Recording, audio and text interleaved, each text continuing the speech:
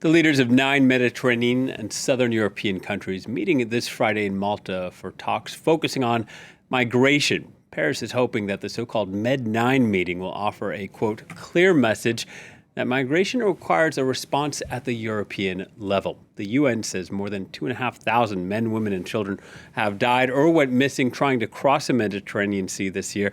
That's nearly 1,000 more than the same period last year. For more, we can speak to our correspondent in Brussels, Dave Keating. Hello to you. Dave, you're following what's going to happen at this Malta summit. Can you tell us a bit about what to expect?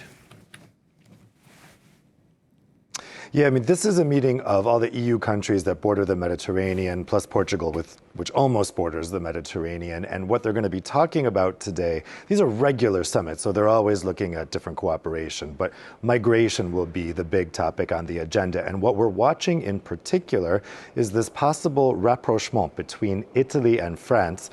Italy's far-right Prime Minister Giorgia Meloni and France's President Emmanuel Macron, they are expected to present a joint paper today on how to work together to tackle migration influxes, specifically with sea monitoring and anti-trafficking operations. Now, this would signal a big defrosting in their relationship, which hasn't been very good since Giorgia Meloni took office last year. But this is just one piece in a puzzle of various rapprochement activity between France and Italy. While this is happening in the neighboring island of Sicily, there's also a summit tackling organized crime, and France's interior minister is there to participate as well. Now, earlier this week, President Macron suggested that France might be interested in having an arrangement with Italy to tackle migration, similar to the relationship that France has with the UK to monitor activities and stop crossings in the English Channel. So that's another thing to watch today to see where that goes.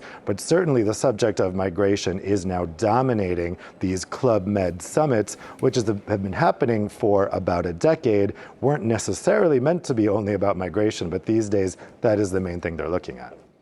Dave, the summit comes a day after EU ministers met in Brussels. Can you tell us a bit more about that?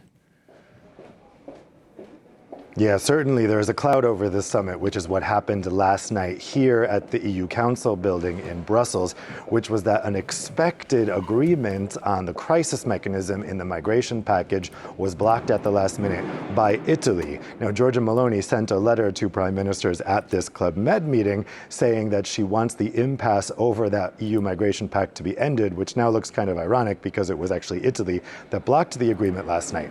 What happened was that Germany was blocking it before, so that's who she was originally talking about in the letter. Germany had concerns that the proposal, which would establish emergency conditions that countries could trigger if they see a surge in migration like we saw in 2015, or if we see a third country, again, weaponizing migration like has been done by Belarus, Turkey, Morocco.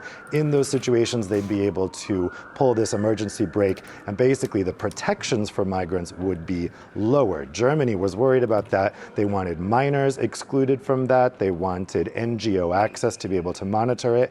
At the very end this week, Germany dropped its objections, but still, Italy couldn't see it through. Now, the foreign minister of Italy, Antonio Tajani, who himself is a former European commissioner, said last night that they just have questions. Basically, they need to dot the I's and cross the T's. They have some legal concerns, and that this should be agreed in the next days. That's what we're hearing from the Spanish presidency running these meetings, from the European Commission. So we'll see. It's possible that maybe they can make some progress on the sidelines of this Mediterranean summit. Of course, Germany is not a member of this Club Med, not having a Mediterranean coastline, but I'm told there are some German government officials there, and possibly some progress can be made there in Malta.